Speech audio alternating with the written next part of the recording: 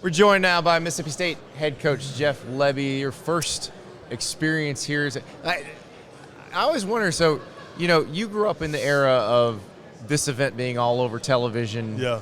Did you ever picture yourself here? I don't know if I specifically pictured myself here. Obviously, throughout the years, was ready for this opportunity, wanted this opportunity, and dang thankful to have it. So how do you go from playing on the O-line to becoming a guy who coaches quarterbacks, who coaches backs, and who devises this offense? Because it does seem like there are more former O-linemen that are becoming kind of offensive gurus, which I love to see. Right. Because they actually care about who's blocking. And that's right. And I've said this, but I think for me, being able to learn the game front to back instead of back to front is a huge advantage. To me, it creates answers for the test, and to be able to help put guys in positions of success. And that, to me, is the biggest part of coaching, I was talking to Blake Shapen earlier, and he was talking about how he obviously saw your offense at OU when he was playing at Baylor, and they'd be watching you guys. Man, that looks kind of fun. Right. What was that first conversation like when he's in the portal and you realize you got a shot? Yeah, there was excitement on both ends. I knew that Blake was going to be an incredible match for us and a guy that I wanted to be able to go get.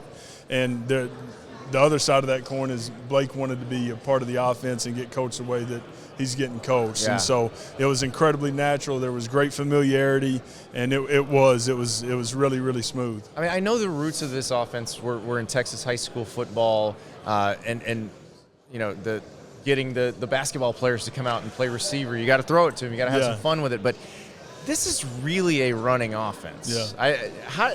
Do people not understand that? I think people at times get caught up in all of the chunk plays and the play actions, shots, and how we throw the ball vertically, when at the end of the day it's all about how we run the football and still having some game control and being able to impose your will. Is it strange for you, because when you guys were at Baylor, you guys didn't let this offense out of the bag very much. You didn't let a lot of people come clinic it. Right. Now you're here, and Tennessee runs a version of it, and Ole Miss runs a version of it, and you were at OU running a version of it. Right. Is it strange to see it everywhere? It is, and there's just so many different people that have created familiarity with it, and through a bunch of different reasons in our paths and journeys, and you see guys doing it in their own way and making it their own and having success with it. I remember Coach Leach would kind of get tickled at the different flavors of the area. Now, he refused to run any of them, but he would always see what Dana Holgerson was doing, and he's running 3 backs out of there. And how about, as one of the people who helped create this offense, what's it like to watch people kind of taking little different pieces and changing things? I think we can all learn from each other all the time, and we're constantly looking at ourselves, self-scouting ourselves. And again, I go back to personnel placement. What are our guys really good at?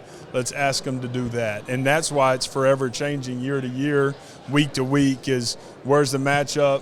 What do we need to do to give us a chance to go win? So you come in as a first-time head coach in a period of just incredible change in the sport. Is it almost easier that you don't have kind of set in stone, like this is how things work?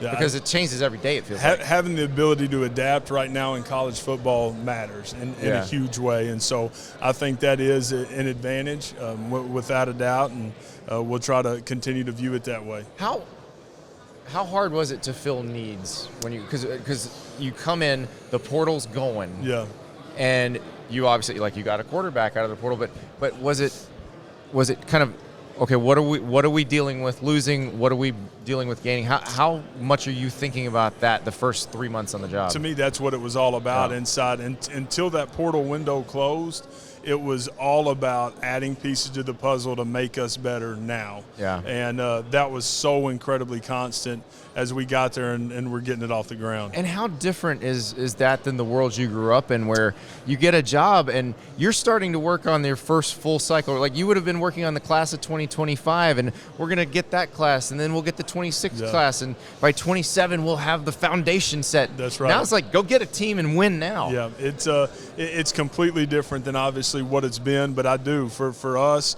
being able to get the right pieces, which I think we've done, time will tell, but that was a huge deal, is being able to attract the right guys and get them a part of our roster. Well, Coach, it sounds like you're pretty excited about this group. Yeah. Who are we not talking about we need to be talking about? Yeah, I do. I think there's a couple of guys. You look at it on the defensive side of the ball. John Lewis is here with us. Stone Blanton, I like the – Played at South Carolina. He's played at South Carolina. Yep. Travion Williams is another one, the interior D lineman. So we've got some real pieces in the middle of our defense that are going to give us a chance. When you can plug in, like Stone Blanton's played in all these SEC stadiums, none of this is new to him. Blake Shapen's new to the SEC, but he started a Big 12 championship game. Right. How much easier is it to adjust? The experience you got to live, and that's what we'll continue to say. When we are able to go get the right guys from a transfer standpoint, it will be about getting experienced guys. Well, good luck, and awesome. It's going to be that every year. Yep. It's no more foundation building anymore, so congratulations, Coach. Thank you. Thank you so much for watching. Just a reminder, subscribe to this channel right here so you never miss an episode of Andy Staples On 3. And oh, by the way, watch all the other great videos on the On3 Sports YouTube channel.